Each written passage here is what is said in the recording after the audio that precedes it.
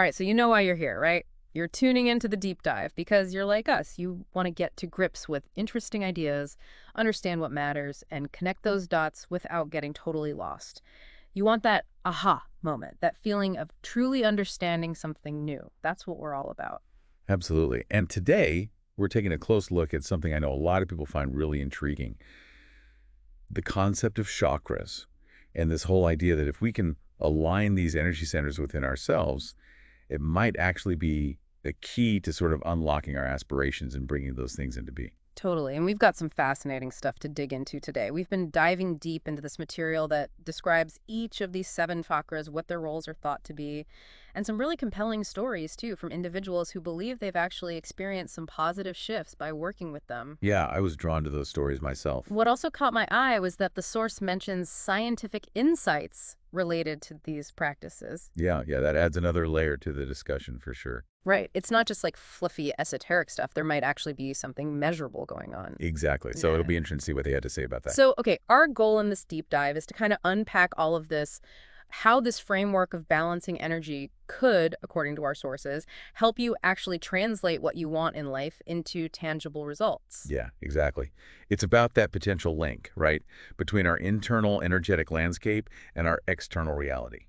So are you ready to dive in? Absolutely. Let's do it. Okay, let's start right at the foundation. Ground floor. Yeah, the root chakra, or Nulatara as it's also known. Right. Our source material describes its location at the base of the spine and says it's connected to our feelings of safety and stability.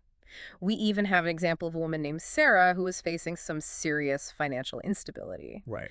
Now, when we talk about safety and stability, I mean, what does that actually look like in our daily lives? What does the source say about how an imbalanced root chakra might show up beyond just feeling generally anxious? Well, yeah, it's a crucial question because anxiety can come from a lot of places. So many things, yeah. The source suggests an imbalanced root chakra could lead to feeling really insecure, even fearful about basic survival needs, finances, shelter, just that general sense of being ungrounded or disconnected from the physical world. Ungrounded, I like that word. Yeah, it's a good one. It really captures that feeling. Yeah, and in Sarah's case, maybe this showed up as constant worry, perhaps even impulsive spending because of that underlying fear of lack, or maybe she had difficulty making sound long-term financial plans. Interesting. What's fascinating to me is how the source connects the practice of grounding, maybe spending time in nature or just focusing on physical sensations, and visualizing red energy with a shift toward feeling more secure. And the source implies that this increased sense of security wasn't just a feeling, it actually led to her making smarter financial decisions and even experiencing career growth, which, you know, is pretty remarkable. It is, and it makes you think, right? Yeah, it really does. If you're feeling a bit shaky in your own foundations, whether it's financial, emotional, or even physical, Yeah. could consciously doing these grounding practices and focusing your intention there actually create a more stable base for pursuing other goals? I love that metaphor of a stable base. It's like you're building a house. Exactly. You need that strong foundation. You can't have a skyscraper on shaky ground. Absolutely not. It'll all come tumbling down. Right, so grounding is key. It seems to be, according to the source anyway. Okay, let's move up the energy ladder to the sacral chakra, Svadhisthana, Okay. located below the navel. This one's described as the center of our creativity and passion, and we meet David, an artist struggling with a major creative block. Oh, I hate when that happens. It's the worst. But creativity and passion, they can feel a little abstract sometimes. So how might a blockage in the sacral chakra, according to the source, manifest in someone's life, even if they're not, you know, like a painter or a musician? Well, the source links the sacral chakra not only to artistic expression, but also to our emotional well-being, our ability to feel pleasure, and a sense of flow and just vitality in life. I like that vitality. Yeah, and so a blockage might look like a lack of enthusiasm, difficulty experiencing joy, feeling creatively stuck anywhere in life, work, relationships, you name it. Yeah, like you're just going through the motions. Exactly. And in David's case, the source says that meditation and doing things he was passionate about helped him reawaken that artistic flow. I'm sensing a theme here. Are you? It seems like getting in touch with yourself really deeply is a big part of this. Oh, absolutely. It's not just about like chanting and hoping for the best. No, it's about actively engaging with those energies. Yeah, and making changes in your life. Which can be tough. Yeah, but the rewards seem to be there. For sure. at least according to these stories. Yeah. Okay, next up is the solar plexus chakra, Manipura, located in the stomach region. This one is all about personal power and confidence. We hear about Lisa, who was dealing with really low self-esteem. When the source talks about personal power, what are some practical ways it says an imbalance might show up, in everyday interactions and maybe even in our ability to go after what we want? Well, the solar plexus is seen as the seat of our will, our self-esteem, and our ability to assert ourselves. I never thought about it that way. Yeah, it's interesting, right? That is all connected to that area of the body. Yeah, so an imbalance, according to the source, could mean you feel powerless, lack confidence, are easily influenced by others, or struggle to set boundaries. Which can be so frustrating. Absolutely can make you feel like you're not in control of your own life. Exactly. And Lisa's story emphasizes using affirmations and doing confidence-building activities. What's interesting is this idea that if we actively cultivate positive self-talk and do things that demonstrate our capabilities, it actually strengthens this inner power. It makes you think about those times when you hesitate to take on a challenge or voice your opinion. Oh yeah, all the time. Right. How can those small, focused actions aimed at building that inner strength and self-belief, actually ripple outwards and empower you to step into leadership roles or just feel more in control of your life? Like a ripple effect, right? It's amazing to think about. It is, and the source suggests that by consciously working on our self-perception and believing in ourselves, we really can cultivate a stronger sense of personal agency, which is, crucial for taking initiative and going after our aspirations with conviction. Okay, so we've covered the root chakra for our foundation, the sacral chakra for creativity and passion, and the solar plexus chakra for personal power. Right. Now let's move to the heart chakra, anahata, right in the center of the chest. This is the realm of love and compassion, both for ourselves and for others. We hear about Mark, who is going through a tough breakup and just feeling emotionally closed off. How does the source suggest an imbalance in this area might affect not just our romantic relationships, but also our ability to achieve other goals in life? Well, the heart chakra, as the source describes it, acts as a bridge between our lower, more physical energies and our higher, more spiritual ones. It's interesting. It's like the meeting point. Yeah. It governs our capacity for love, empathy, forgiveness, connection. All the good stuff. Right. And an imbalance might manifest as feeling isolated, struggling to form meaningful relationships, holding on to resentment, or even lacking self-compassion. Wow, yeah, that makes sense. And Mark's experience points to the healing power of practices like heart-opening yoga and nurturing connections with loved ones. So again, taking action. Absolutely. It's not just about wishing for things to be better. You have to actively cultivate those feelings of love and connection. Absolutely. And what's interesting here is the idea that emotional well-being and positive connections with others can actually give us a stronger foundation for pursuing our goals. Right. It brings home the idea that our emotional state isn't separate from our aspirations. Not at all. It's all interconnected. So it makes you wonder, how does that ability to give and receive love, or maybe a blockage in that area, actually play a role in what we're trying to build in our lives, whether it's a career, a creative project, or just a sense of personal fulfillment? Yeah, it's a big question. And the source implies that emotional well-being gives us the resilience, the positive energy, and that support network that often fuels our efforts and brings positive experiences our way.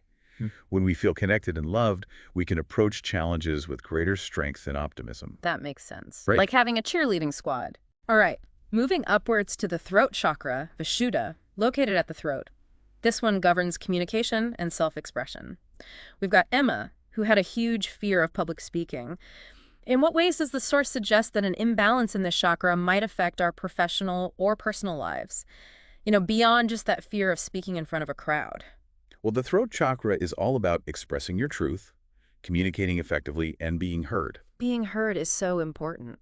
It is, and according to the source, a blockage here could look like having trouble articulating your thoughts and feelings, staying silent even when you've got something important to say, or feeling like you're not really seen or understood. Oof, I have definitely felt that way before. Me too. And Emma's experience with chanting and practicing articulation highlights the link between consciously working on those communication skills and aligning this chakra. It's such a direct link to a practical skill, isn't it? Yeah, it's not as abstract as some of the other chakras. How might actively improving your communication, whether it's in meetings, relationships, or just expressing your needs, actually help you achieve your goals?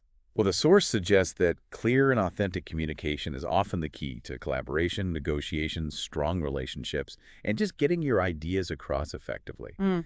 All those things are super important in life and can really impact our ability to achieve our aims. Right, so it's not just about, like, being a smooth talker. No, not at all. It's about really being able to connect with people and express yourself genuinely. Exactly. Okay, now we're moving into what some might consider the more internal or intuitive chakras. The woo-woo stuff. Yeah, exactly. But hey, we're keeping an open mind, right? Absolutely. Always. So next up is the third eye chakra, ajna, located between the eyebrows.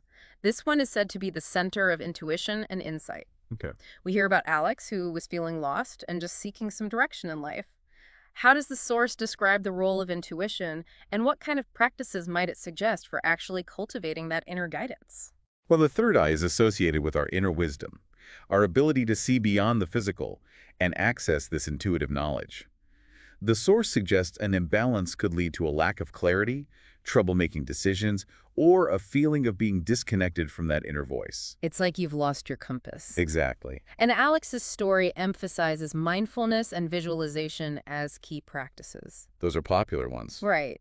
And according to the source, these techniques can quiet the mind and allow those subtle intuitive nudges to surface, leading to more clarity and a stronger sense of direction. I like that, subtle intuitive nudges. It's not like a booming voice from the heavens. No, it's more like a whisper. Yeah, you have to be really tuned in to hear it. Exactly. So for someone who feels totally disconnected from that inner voice, what might be a small, practical first step they could take? What would the source suggest to start tapping into that sense of guidance? The source might suggest starting with some simple mindfulness exercises. Maybe just taking a few minutes each day to quiet your mind and observe your thoughts without judgment. Just notice them. Yeah, just notice them. Don't judge them. Don't try to change them. Just observe. That's harder than it sounds. It is, but it gets easier with practice. Okay, and finally, we reach the crown chakra, Sahasrara, located at the very top of the head. This one's often described as our connection to a higher consciousness, a sense of universal awareness. The big one. Yeah, exactly. Our example here is Priya, who experienced spiritual awakenings and found a deeper sense of purpose through meditation and contemplation. I can see how those practices could lead to those kinds of experiences.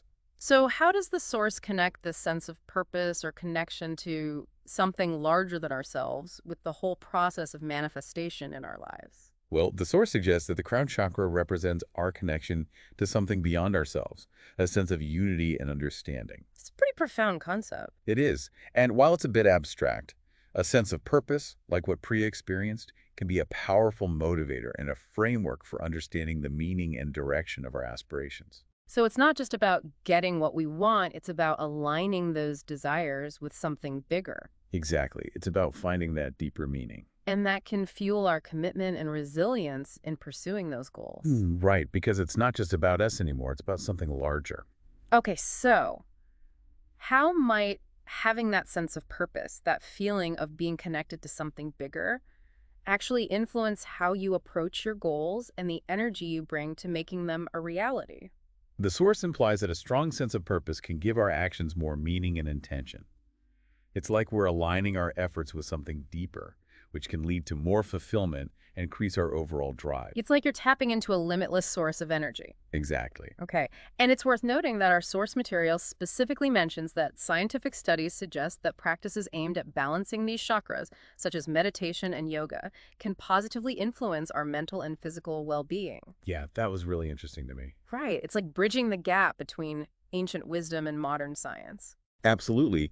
And while the idea of chakras is from ancient traditions, the practices associated with them, mindfulness, yoga, focused breathing, have been studied scientifically. Yeah, there's actually research on this stuff. Right, and studies have shown benefits in areas like stress reduction, emotional regulation, improved focus, even physical health markers. It's not just anecdotal anymore. No, there's actual data to back it up. So regardless of whether you believe in the energetic aspect of chakras, doing these practices can have real positive effects. Yeah, and those effects can indirectly support our ability to go after and achieve our goals. Right, like if you're less stressed and more focused, you're obviously going to be more productive and make better decisions. Exactly. Okay, so putting it all together, what's the central idea here? Well, the source suggests that by consciously working to align these energy centers, from establishing that solid foundation of security to fostering creativity, personal power, love, clear communication, intuition, and a sense of connection, we might be creating a more harmonious internal environment. It's like we're tuning our instrument. Yeah, a beautiful metaphor. So, and according to the source, this inner balance can make us more receptive to our intentions manifesting into reality. Precisely. It's about fostering this internal